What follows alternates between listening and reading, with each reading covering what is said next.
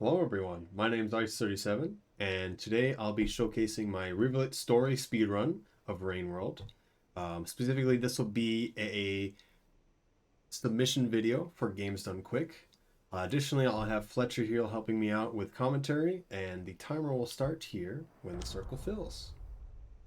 Yes, if you're unfamiliar with Rain World, it's your standard 2D action-adventure platformer, but it's got a lot of survival elements in it. Specifically, the main thing that you look out for is the time limit. Each cycle essentially has a time limit from when you wake up to when you make a checkpoint. And if you don't get to the checkpoint within that time limit, rain comes down and kind of kills you a little bit. But another thing is that you got to make sure that you eat, and you can see it in the bottom left. You need at least 5 food to successfully hibernate when you reach a checkpoint. You can keep up to 6, and if you have 6, you'll have 1 left over for the next cycle. And that's just going to be this first beginning cycle. It's pretty simple. We're just going to get food, and we're going to make it to our first checkpoint to kickstart some other exploits and glitches that we're going to be using. This character in particular is a good showcase for this game because there's a lot of different movement that it can do, and it was essentially designed as an aquatic character, but a lot of the cool stuff you can do with it is on land.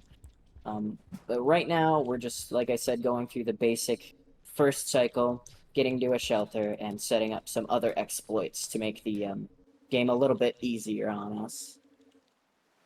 Alright, so now we've made it to our shelter here, and we've had enough food. We also have extra for later, so we don't have to eat food later. We're going to be setting up the first glitch of the game, which is really the most important glitch of the game, which is karma caching. So now every time we properly save in a shelter, our karma goes up a level. As Rivulet, we start at the bottom base level of 1 karma. We can go to a maximum of 5. We need karma because we need to go through gates. And gates have a requirement of a certain amount of karma. The first one we have to go through, of course, needs a karma level of 5. And so we need to go get that karma level of 5. Instead of eating a bunch of food, saving, eat a bunch of food, saving over and over again until we have the karma level of 5, instead we go and glitch the system, essentially. And so what we're doing is karma caching, which is you save once properly, then you'll do a starve, which is you have a little bit of food, but not enough to properly save. It'll not save the game, but it will bring you to the next cycle and increase your karma.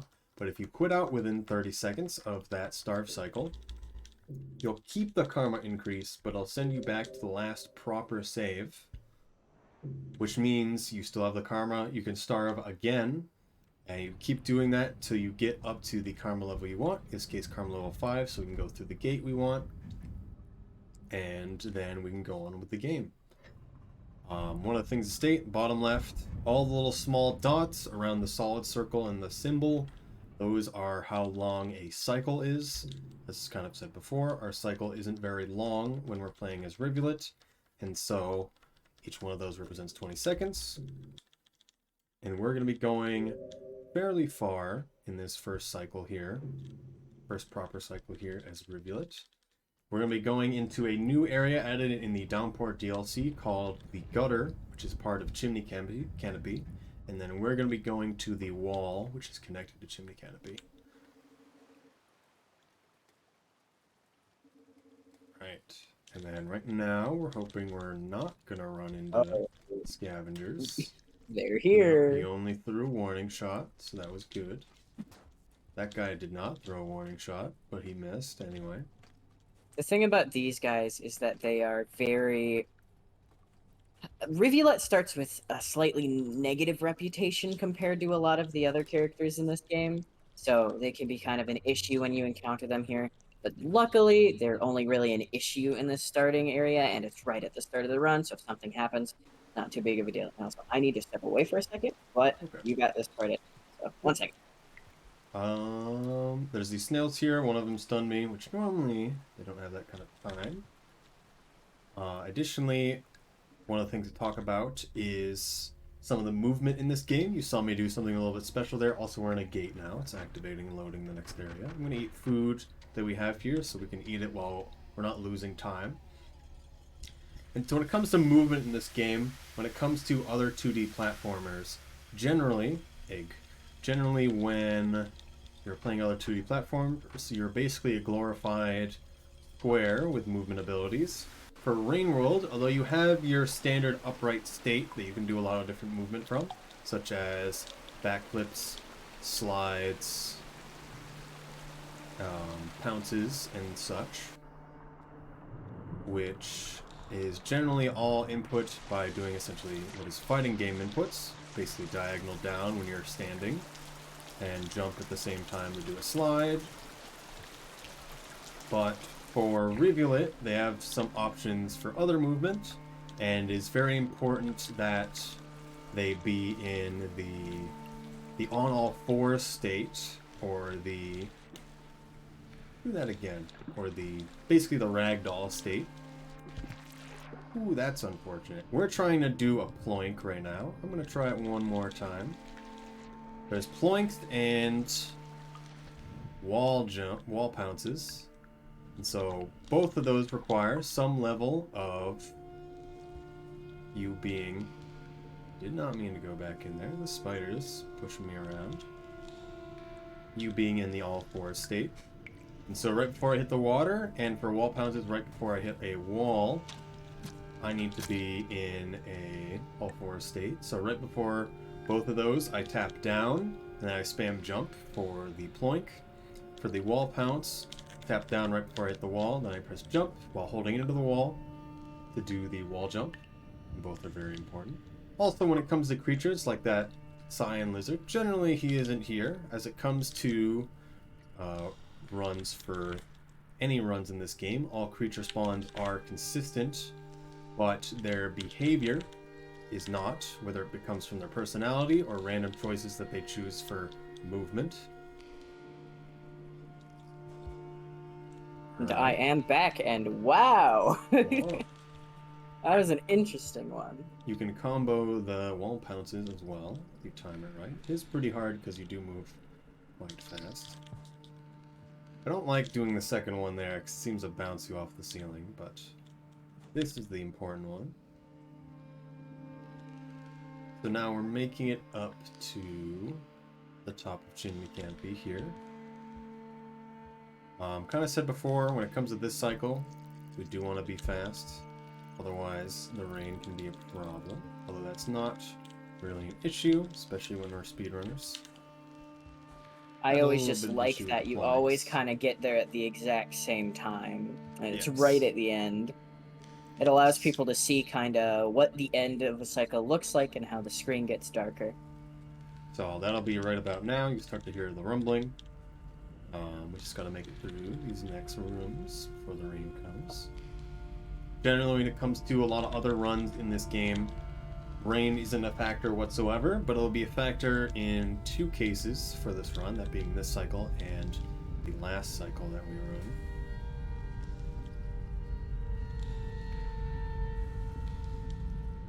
We were a little slow. Looks like it's gonna be fine though. I think you got the good rain. Yes. So this is a particular rain pattern that when it activates, it will seemingly stop for a little bit. But after those big droplets you see on the screen there, it will start raining at full force. And that can be really useful if you happen to get there at a bad time, because it can give you just a little bit of extra time to get over that gap, which would be an issue if it was raining full force. Yep. So because we've made it to a gate, resets the end effect essentially.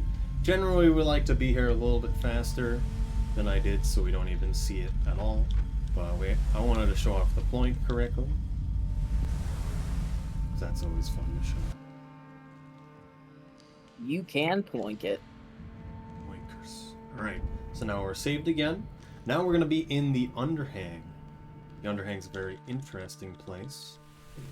We'll also be changing movement mechanics of how we do things. One important thing to point out as well while we're here is that our little rivulet here has a...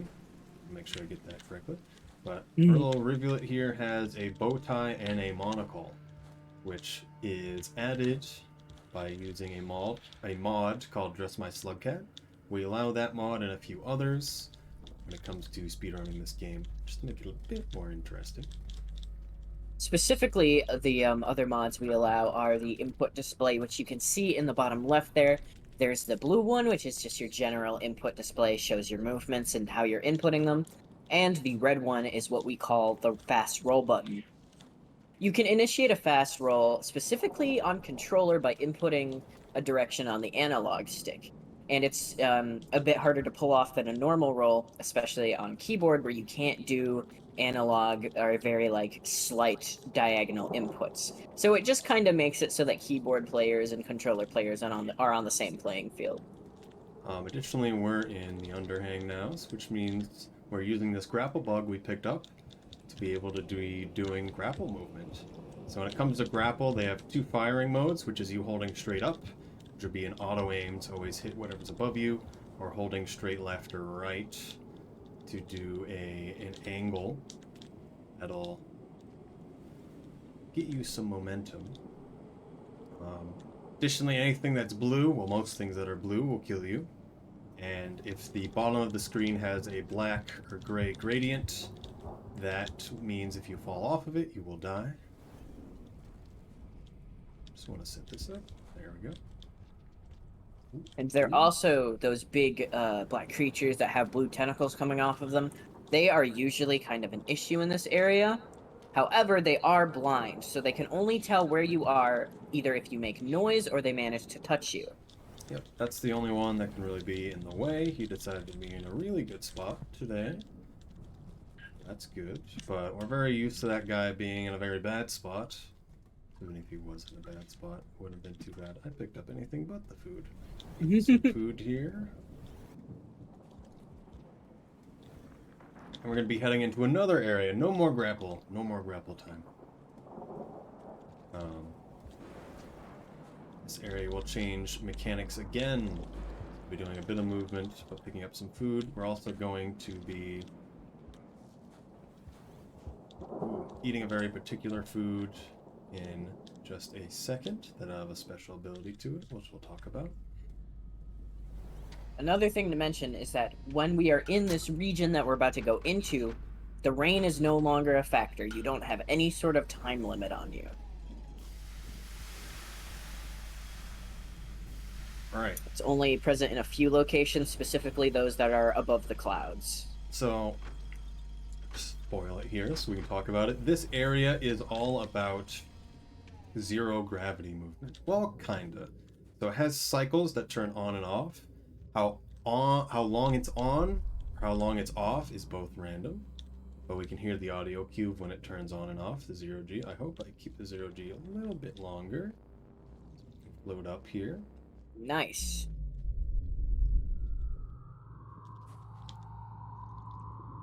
And these blue tentacle vines here are safe to grab.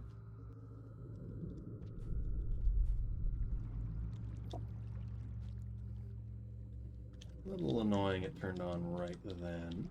Please let me in. Thank you. The zero gravity can be a bit hard to work with because you can only propel yourself either by throwing an object or bouncing off a wall. So if you don't have an object and you're not near a wall, you just kind of have to desperately wiggle and hope something happens. So I've picked up the bit of food I was talking about that had special properties, that being a neuron. I have 2 of them in my hands. I think I only need 1. Additionally, when there's no gravity here, you can do this there. You get to eat this guy. And when I eat this guy, I can now glow, which would be useful later. Additionally, it will make us easier to see ourselves. Okay. Good gravity cycles so far. Although I'm touching poles here and slowing myself down.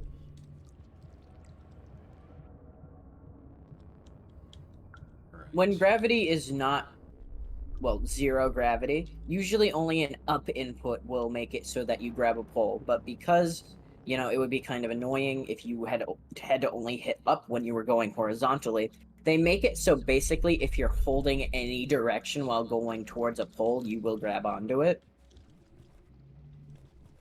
Which, yeah, just gotta, sometimes you press no directions.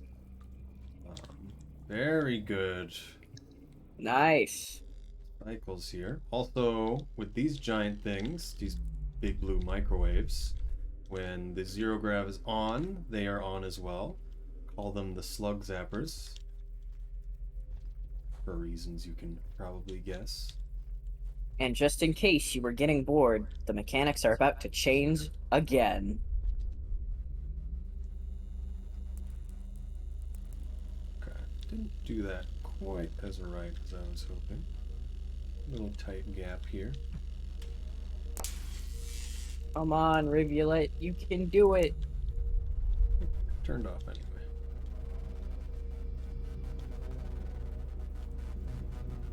And then jump in here. Jump in here this time. Yes. Yes. Now we touch the ball. So the ball is ours. We've stolen it. It's ours. We have the crown jewels. So this is the demon core. Well, it's the rarefaction cell. And it is a giant power cell. We've now turned off the anti-grav cycles that was happening. And from here on out, your cycles will now be maximum length. They won't no longer be like 3 minutes long. Right. You'll actually have time to do things. And to go into lore, essentially we're in a giant supercomputer and we've just pulled its power. It runs off of water and this giant battery, of course. Well, the giant in terms of power, small in terms of size. And because this computer runs off water a lot, it is the thing that's causing the rain and why rain happens so fast around here as for Rivulet. So now we've turned it off. Cycles will now be extremely long before it'll actually properly rain.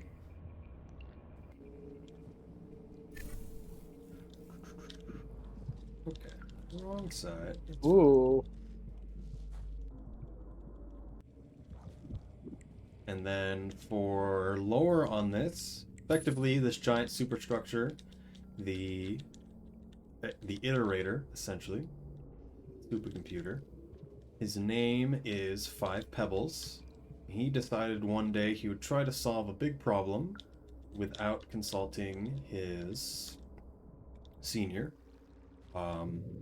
Didn't end well, as he used so much water to do his computations that his senior did not get enough water to even run at all, so they fell into the ocean. A little ironic.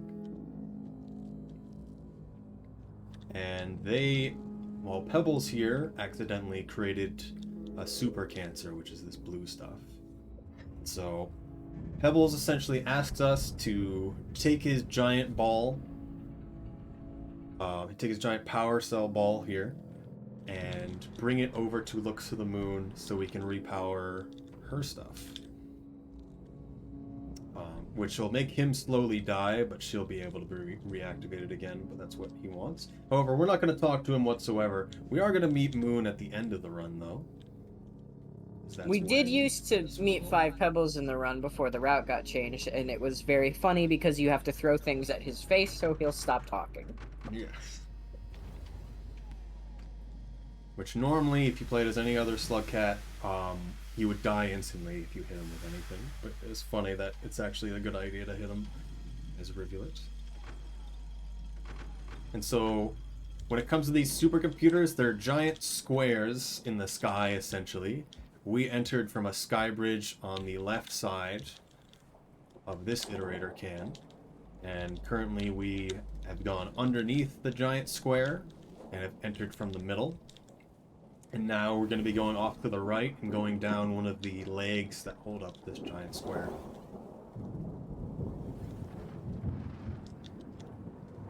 I can't remember if I mentioned it a bit earlier because all of the takes are mushing together. But those big spider things, that guy right there, if you see it flash when you hit the ground, that means it's heard you. And we're going to be encountering a few more of those just as we make it out of the this region. Yes. Also, we didn't really talk about what this ball actually does. And that is, if I turn this ball on while in water, it'll make us swim faster, or at least hit acceleration faster and stay at our top speed more consistently. And then if we use it in air, it'll make us fall slower And I want to do the slide. Nice. Ooh. It'll make us fall slower and change our jump a bit.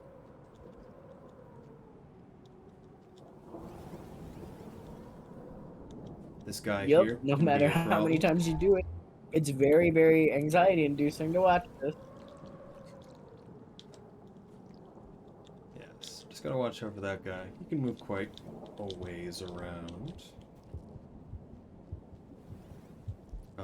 There's a few other guys we need to worry about, otherwise some movement to not fall into the pit.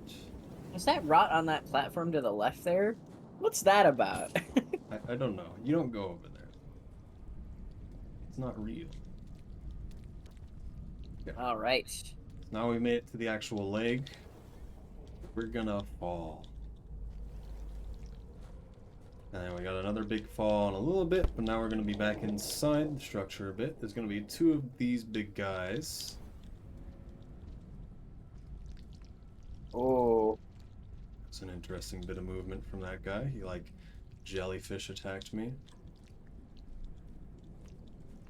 Luckily, they don't move super fast, so as long as you've got a good game plan, you can just go. Yep. And even if one of the tentacles does start to grab me, it needs to actually be on me for a bit to properly grab me.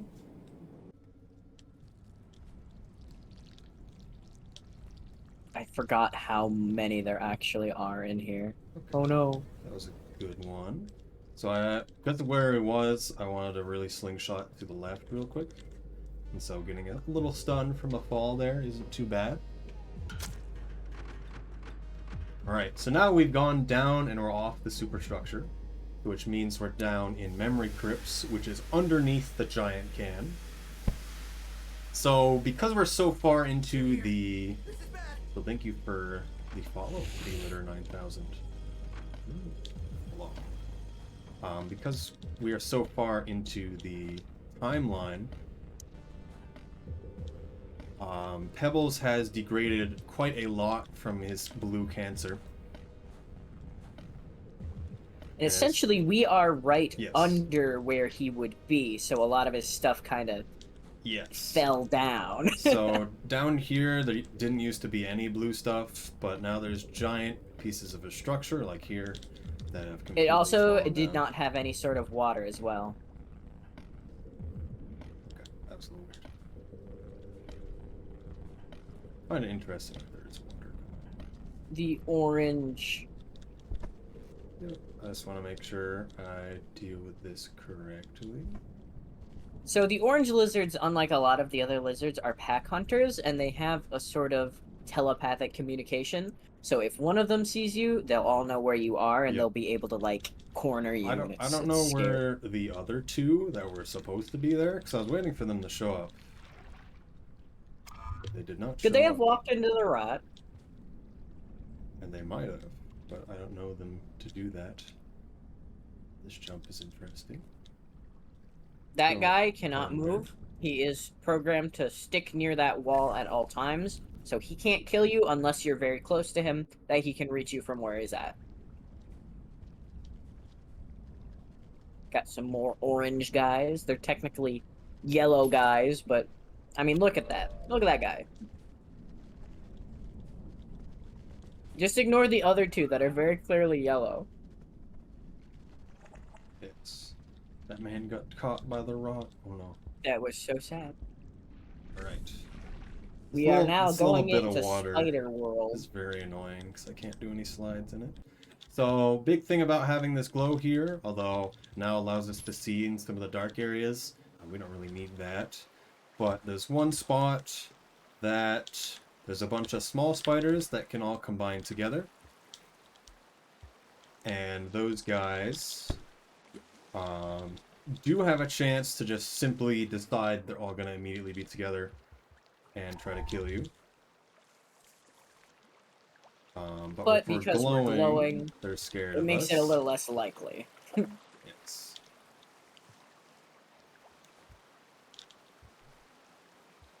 Try to use the ball for a bit of extra movement there. Didn't do it too well, but all that matters is not getting grabbed by the kelp. Here's the spiders. Oh, yes. So if you rush at them and you have a source of light on you, or you are the source of light, they'll usually break up and scatter, unless they're already in a super big chain, in which there are some cases where they can overwhelm you. Ooh, Last wall pounce of the run there. that was nice. Okay, I thought I was the lantern mouse and was confused. Okay,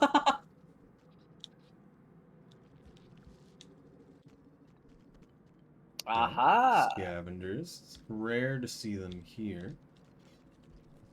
That guy's a little aggressive. You can generally tell how they act from how they act. If they're going to be aggressive or not. And I can't believe we didn't mention this until now, but the red dots at the bottom of the screen that you see sometimes are a replacement for what would be threat music, because in this game, in a lot of regions, there is music that will indicate whether or not there is something threatening your life. And the red dots sort of act as a replacement of that in case there is no music or you're hard of hearing. When we're in water, additionally, you'll see white dots at the bottom instead of red ones. And that'll tell us how much air we have underwater. We'll talk about that more later. Otherwise, I just stopped to eat a karma flower there. And the important thing about the karma flower is that if we die or quit out, we won't go down in our karma level, which will be important later. We'll hit a untraditional save, at which point we can quit out the moment we get it, which will allow us to basically skip an auto-scroller. And because we quit out, it counts as a death, but we need our karma up to our maximum of 5 to go through one last gate. Okay, that's unfortunate. And so that saves us a bit of time, as we don't need to eat the extra food to save again, or wait for a shelter to open and close again.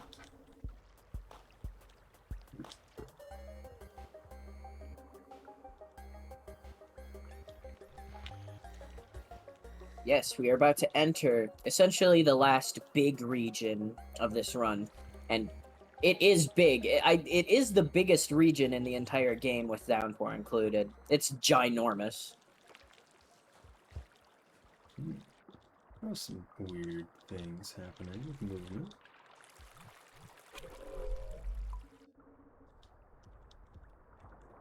Yeah, you can see how smooth and weird the movement is when you have the orb activated underwater. I was hoping I'd slide all the way up. Unfortunate.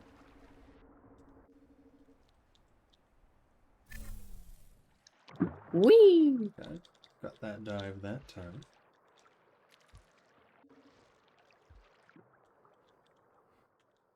So if I press jump underwater, it'll use a bit of our air, but it'll give us a boost. Usually, as any other character, it would be pretty useless to do that. But since Rivulet... Oh, there's a guy there. Since Rivulet was essentially designed to be an underwater character, it's a lot more beneficial to use the boost. Because if you're using the boost as a regular character, you can boost once or twice before you're basically drowning. Also, you get a lot less distance whenever you boost. Still true for Rivulet, but generally doesn't matter how often water is there. Also, we went by an aquapede, which is a water centipede. And they're scary. If both their heads touch you, it's like a battery and you get electrocuted. They added the water version in this DLC. Generally, that one's not in the way. He was a little in the way, but... One of the other things about them is that if you happen to be in a close radius of them, when they electrocute something else, you will also be affected by it. Usually just a stun. Additionally, I'm just looking at the timer by bringing up the map. We're doing very good on time. We do need to get to the last room in this cycle before the rain even starts, as it'll do kind of like an electric shock in the area.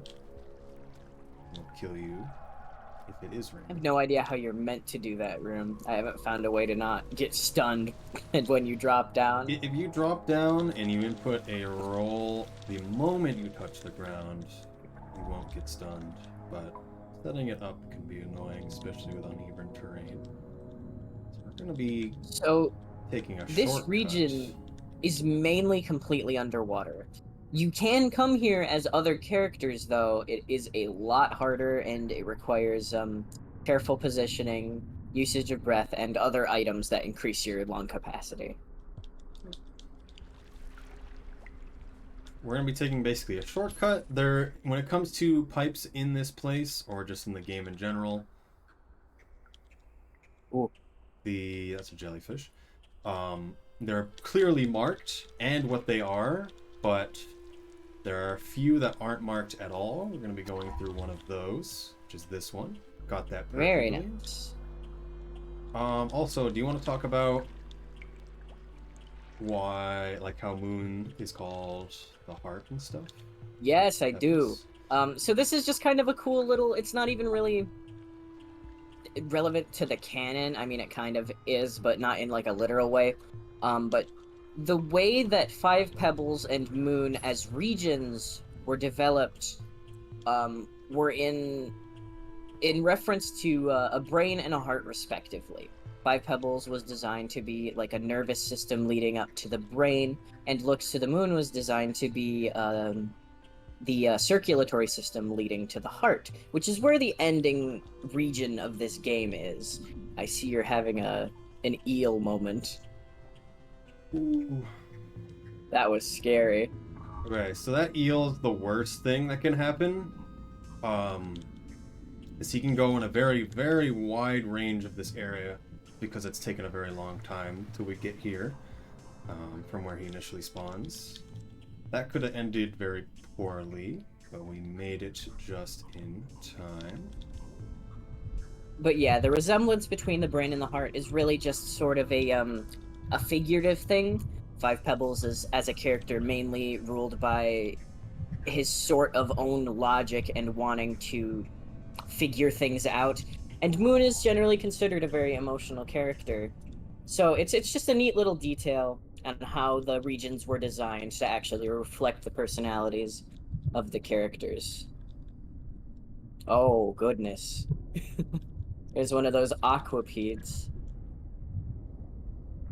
And we are actually approaching the end here. And something interesting that's going to happen is that we are going to be putting this giant orb battery back to where it belongs. And then as soon as we do that, we are actually going to quit out of the game. Nice. So And the we game have... actually saves right when you initiate that cutscene. Yes, so we just had to activate it again. It'll put it in the center of it, then it'll do like a wash machine thing. Then it spits us out here, but it saves it immediately. So we quit out because we had the Karma Flower. We're immediately here. So now we just gotta end our run. And normally when you do this, you'll get to this area with only a little bit of time left on your cycle timer. But because we quit out of it, it's technically considered a quote-unquote new cycle, so we get the full timer. Yep. And even if we didn't have enough time, if we got the stock time that it gives you, we would still have enough time to make it. Ooh. Oh. Okay. There, so just yeah, this is the other place, and yep. I think I said at the beginning of this, oh, don't worry, they're usually not here. We got every single place that they could have been. Yes. So also, very important moment. The game is Rain World, but it's no longer Rain World. It's Snow World. But only for this area. This is essentially meant to be a city that was on top of the computer's just general like body. And I don't actually think it's explained why it snows here in specific. I think it's because we're so far away from Pebbles, and he was such a massive heat block. And so yeah, that makes sense. Now that he's cooling, because he's not outputting much water anymore, everything's cooling down, and there's snow here. So it's the first time we ever got to see snow. That there's a guy. There. It's a little treat. It's not in too bad of a spot. I don't like them. Some These are mirror sculpture, sculptures. very They're not fun. Alright, very evil. The last gate. So, the ending will be in just a moment when we meet Moon themselves. That being, every iterator has a puppet that you can directly talk to. And so Moon's in Shoreline, technically. now that we're exiting their superstructure. Yeah, seeing snow is a big deal, especially for this game. Definitely can take people off guard. I always like to point it out, at least. If you were in the community before Downpour released, it was probably one of like the coolest, biggest things that you saw when you played this campaign was the snow. Okay, now that we've activated Moon's area, this area now has cycles of low grav and normal gravity as well. We hope for just no grav. The funny part about this is because we didn't talk to either of them, they just have no idea why this happened. Yes. So now we've hit time the moment we've hit this room. 3311, not bad. That's not bad. However, that is with the old timer. Well, yeah.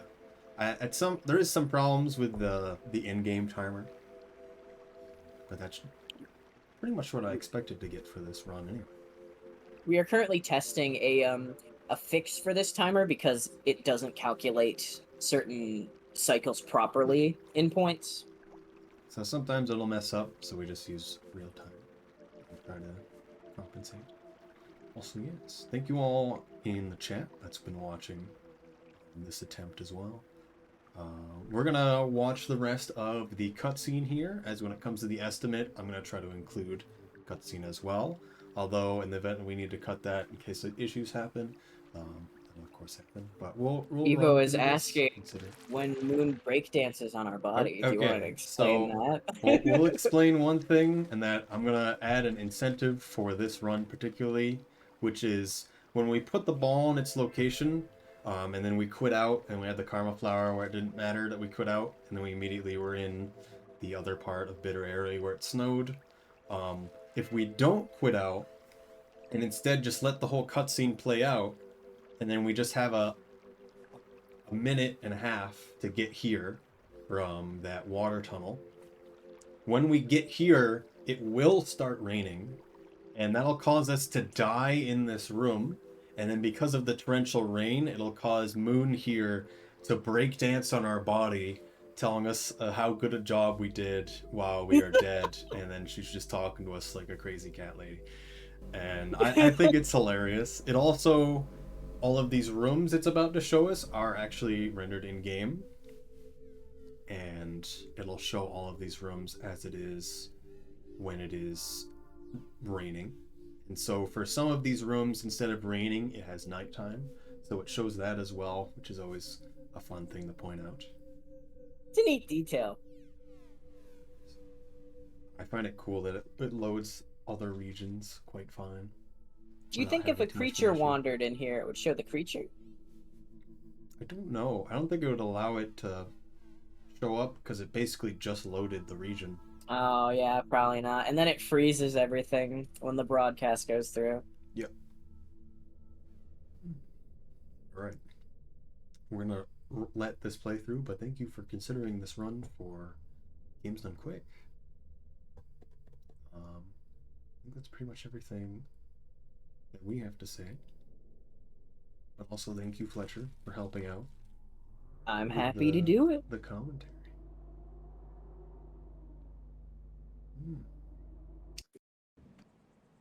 All right. So hello, Angalata, Evo, and Kerr. And Dreki, hello. But the moon breakdancing party is a fun thing to watch. Sleepy tired today, yes. This one's definitely, I find this to be one of the more enjoyable runs to do. There's so much that you do. There's so many different things that you do. Plan to submit all the runs, see what gets accepted. Right now, this is the one that I'm more interested in, but we're gonna offer the 3 runs and see if they like one more than the others. There's this one, which shows a lot of mechanics, shows a lot of the new things that the game adds. There's Saint, because it's Saint, and then there'll be the Hunter run, which is a more traditional Rain World run. Doesn't do anything too crazy. Still shows some stuff from the DLC. Seeing hunter creatures, because the hunter spawns are a lot, but you have a lot to be able to deal with it as well. You have a lot on your side to deal with it. I mean, That's a good chat. I wonder what people will that don't know Rain World will when they read incentive moon break dances on my body. well, we've already. Well, we're not doing the normal ending anymore for a lot of these runs. So I'm doing like Survivor Pilgrimage, and then you end in the Void Sea, and just someone just tuned in and is looking at that because they want to see the run after or something. They're just like, what am I looking at? Oh yeah, that's got to It's be always something good. special. But for these runs, it's nice to be able to end a run that's not in depth. Because the depth is a long area that's pretty dark, but this is showing a lot. Even submerged superstructure isn't as annoying as depths is in some ways. So now here with the end of the lore essentially that's going on here, um, Moon knows that Pebbles gave her the power core, the ball, and so Moon then sent a transmission to let him know that he's all good. Yeah, that was Pebbles. So The Pebbles, pink Pebbles and one. Moon talked for the first time in probably thousands of years. Who knows how long that actually was for them. All right, that's it. All right, thank you for watching. Goodbye. This really was a Rain World downpour.